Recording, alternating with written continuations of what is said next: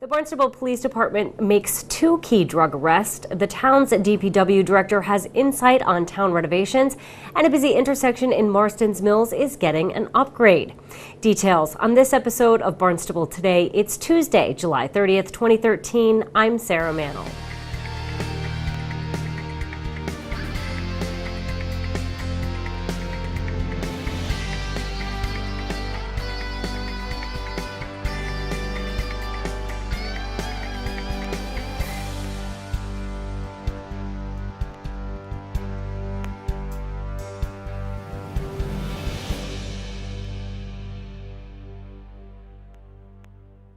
The Barnstable Police Department is moving forward with plans to change the location of the town's emergency shelter.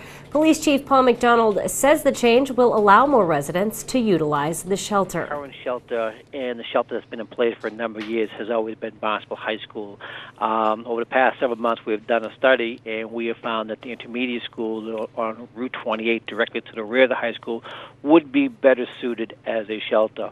If we go back to the storm we had back in February, we are now under the regional sheltering program. There are 6 shelters across Cape Cod and 15 towns in Barnstable County. Barnstable High School is one of them.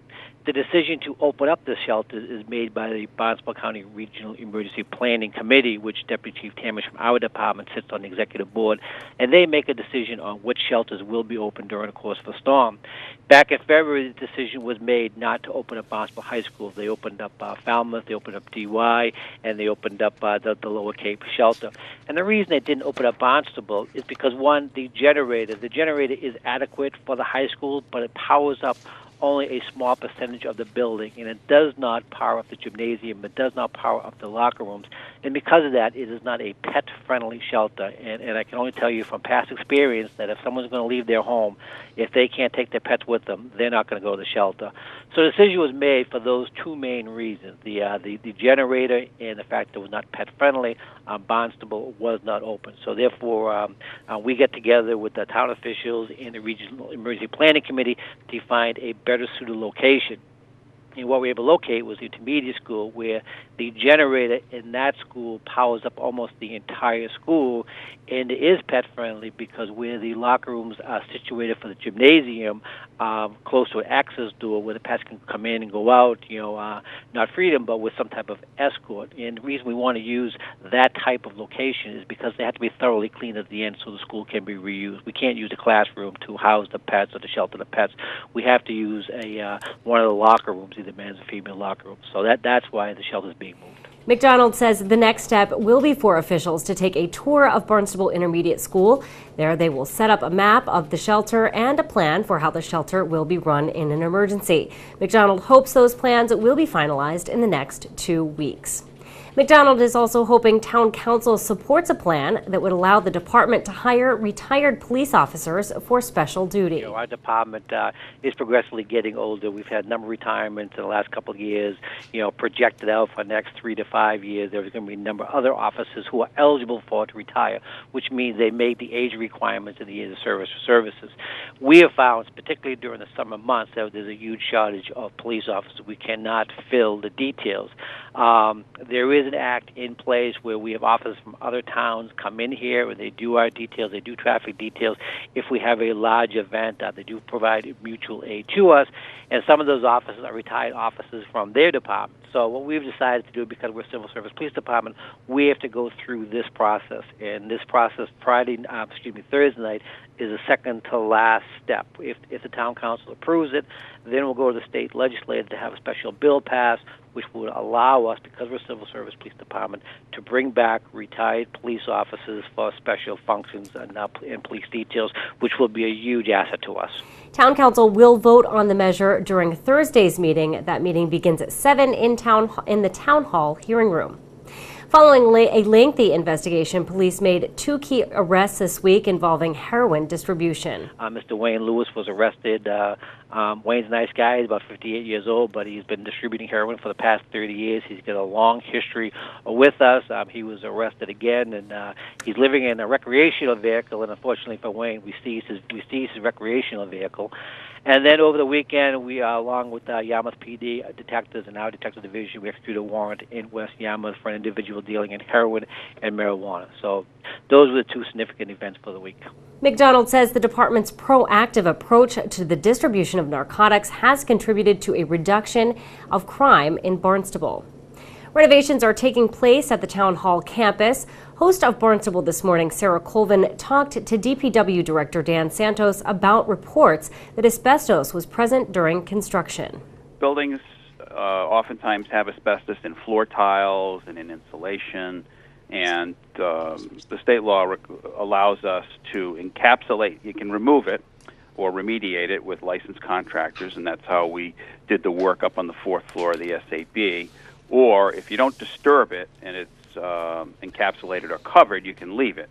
So there's floors in some of the buildings that have floor tile, but over the years they've been covered with plywood or rugs, and it's not accessible, and it's considered safe in that state.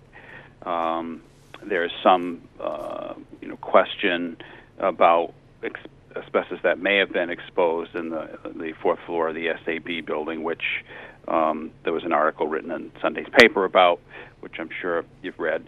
And some of the employees there have questioned the process by which that asbestos was identified and remediated. So we take that very seriously, both for the employees' sake and that are doing the work, and the employees that work in the building, as well as people that visit the building. We take a look at whether these materials are present. We sample them using licensed laboratories, and then we remediate or take care of these issues that are identified so that people aren't exposed to what might be health hazards. The question about whether it did occur on the 4th floor there is something that a lot of this information has just come to light to us, to the department and the town through this newspaper article. And we met yesterday with the union and their representatives. The town manager is taking it very seriously, and we're going to have a full investigation into what went on, and if there was anything that occurred that shouldn't have or should have been done differently, you can be sure that we're going to address that. Santos says an outside contractor tests materials before any project begins. State Senator Dan Wolf has filed legislation to set up a commission that would look into the high homeowners insurance rates for Cape Codders. Wolf says if such a commission found inequity, it could take action. Then what this commission would do is look at the feasibility of setting up an insurance entity in Barnstable County that would be a quasi-public, quasi-private partnership to actually provide homeowners insurance to the citizens of Barnstable, Dukes, and Nantucket County. And that would be step number 2 of this commission if it feels as though we are not getting a fair shake here at Cape and Island. Wolf hopes the bill will come out of committee with a favorable vote. It would next move to the House Ways and Means Committee. A congested intersection in Marston's Mills will soon be getting a makeover. The town's growth management department is working with the Cape Cod Commission to develop a better layout for the area. We, through our Friends of the Cape Cod Commission, have access to some funds that came through a development of regional impact mitigation. Otherwise, we would not have been able to take this out of the regular roads program sequence and capital planning. So we have this money, hired a contractor, and DPW and Growth Management are working on the design concepts for this village center. Have worked very closely with the village, and the consultant has now come up with 2, 3, 4 modified designs for the intersection, and we're taking it back out to the village so they can tell us from their personal experience driving it every day what they think works, what doesn't work, and so we can move forward into the final design phase. Residents can weigh in on the plans Thursday, August 6th at 7 p.m. at the Marston's Mills Community Church. For Barnstable Today, I'm Sarah Mannel.